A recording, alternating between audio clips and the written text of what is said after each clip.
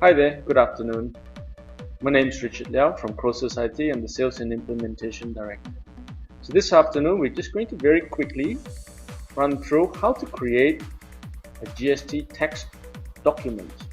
So in SAP Business One, what we're going to do as an example is to create a AP invoice first to see how the TX tax credit is brought into SAP system. Let's get started with procurement section, purchasing AP invoice. Select the vendor, put nest. Say 20 units at 100 ringgit each. Because I've set the tax code to run on the 1st of April 2015, I'm going to put the transaction date of 016 to make sure that for these purposes it's actually captured for you. So here you can see that it's 20 units, tax invoice. Total is 2000. Therefore, 6% of 2000 is 120, and therefore the total due to your vendor is now 2120. Alright, so I can actually have a quick look as well as to what the GL would look like when I post this. You can see that in the trade creditors ledger, we're going to credit it by 2120, and the inventory account will be 2000. And the GST receivable input tax will be 120 ringgit. So we're comfortable with that. Setting has been done correctly. This is quick add. Alright. Next, now that I have some stocks, I'll now do a sales invoice. Let's sell to a standard rated customer. The standard rated customer, just a quick reminder, under the accounting tab is on SR.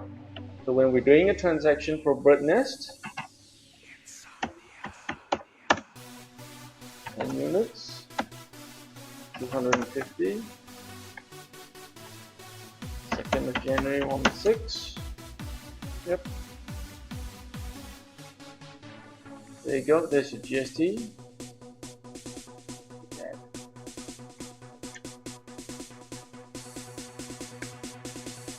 Have a good look.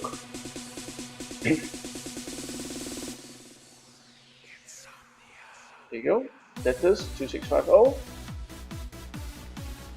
Sales revenue 2005 in the accounting for your ledger. Your inventory cost has been relieved. And the GST payable, because you've collected money on behalf of the Malaysian customs, now you have to pay back to them at 150 ringgit. All the transactions now been posted. Let's have a quick look at the invoice format that which you would have created with your vendors. You have to make sure that the tax invoice is correct. So ideally, your company name will be on top. Your GST number is inside. The customer's name, the full name has to be inside here with the address. The invoice should say tax invoice.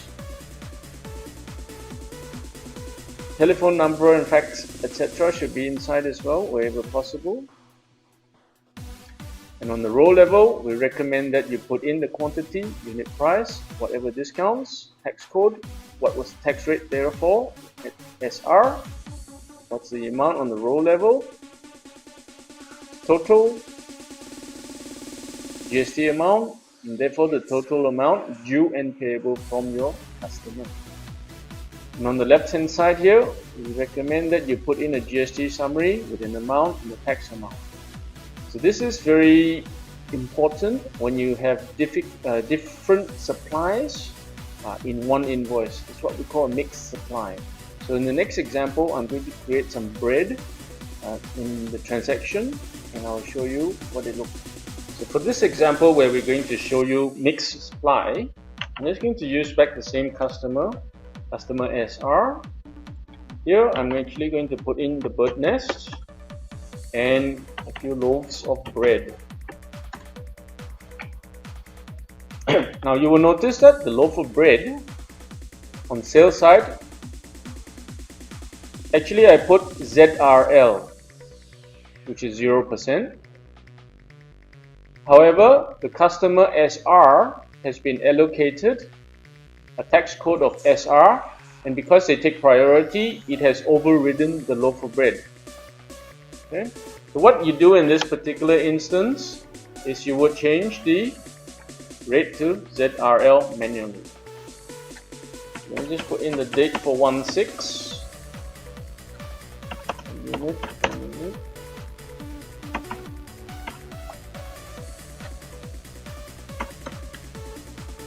Okay, so here you can actually see the two different rates of GST tax codes to be applied to one individual transaction.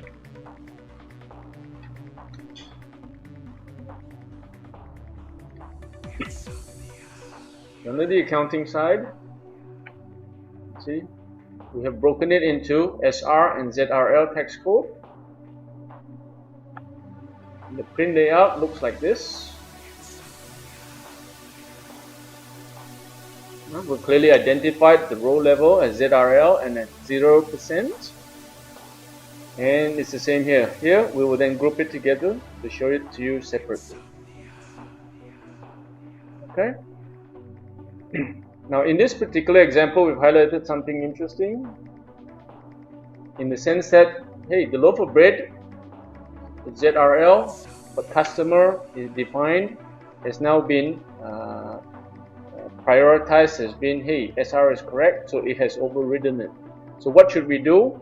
These are the things that you would want to think about. So it could be an idea that a customer, unless it's an export customer, so meaning it's only for local customers, you would set it as blank in accounting.